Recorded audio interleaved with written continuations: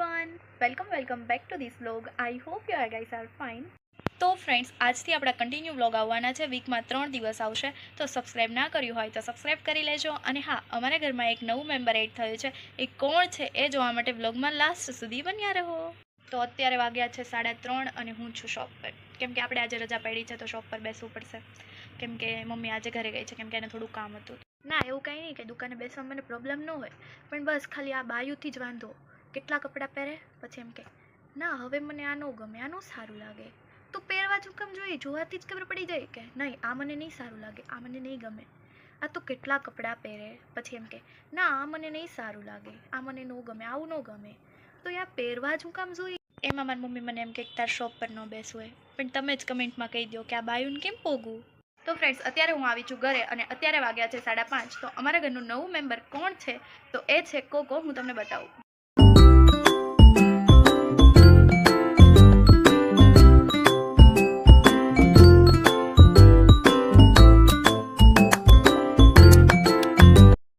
તો ફ્રેન્ડ્સ, તમે જોઈ લીધું હશે કે અમારા ઘરનું નવું મેમ્બર કોણ છે.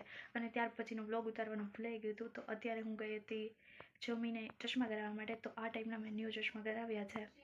તો ચશ્મા કરાવવા તો મેં 2 દિવસ પહેલાં નાખ્યા હતા, બટ આજે લેવા ગઈ હતી. અત્યારે વાગ્યા છે રાતના 11.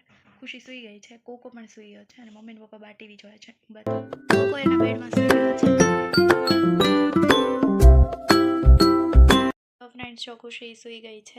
તો અત્યારે વાગ્યા છે રાતના 11:30 અને હું પણ સૂઈ જાઉં છું ગાઈસ. ગુડ નાઇટ, કાલે મળીએ. હે ફ્રેન્ડ્સ, ગુડ મોર્નિંગ, જય શ્રી કૃષ્ણ. તો આપણે આ વ્લોગને અહીંયાથી કન્ટિન્યુ કરવાનું છે. તો અત્યારે વાગ્યા છે 9 અને હું નાઈને રેડી થઈ ગઈ છું. તો હવે આપણે નાસ્તો કરીને કરવાનું છે થોડું કામ અને પછી જવાનું છે જીમમાં.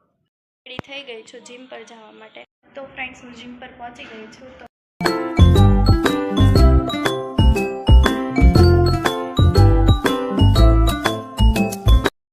તો ફ્રેન્ડ્સ, આજે લેગ ડે છે એટલે કાલ તો મમ્મી સાવ પથારી કરી જશે. લેકિન એવું થાય કે હમણાં પડી જ જઈશું, એટલું પેઇન થાય. તો ફ્રેન્ડ્સ, અત્યારે વાગ્યા છે રાતના 6:30 અને હું ક્લાસેથી જસ્ટ આવી જ છું હજી. અને મમ્મીએ મને ઓર્ડર એ આપી દીધો કે તું રોટલી કરી નાખ. તો હવે આપણે રોટલી તો કરવી જ પડશે.